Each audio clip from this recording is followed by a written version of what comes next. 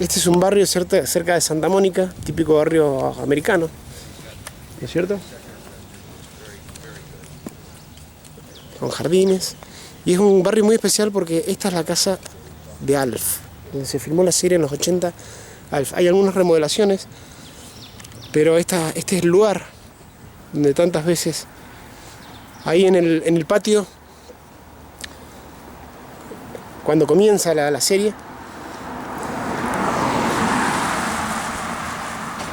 hacen el asadito con la hamburguesa, que está toda la familia reunida. Y bueno, esta es la casa. Supuestamente acá vivía los Okmonik, Raquel Okmonik, que son los vecinos. No hay problema. No hay problema. Tan, tan, tan, tan, tan, tan, tan, tan. Bueno, y este es el barrio, es muy, muy grosso barrio. Pero es un barrio clase media acá, no es algo... Digamos, no vive gente muy de plata. Mirá los senderos. Arbolito. Impresionante, tantas veces en mi niñez vi esta serie.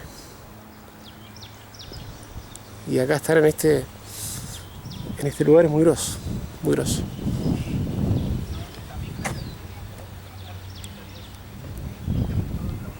Casa de Alf.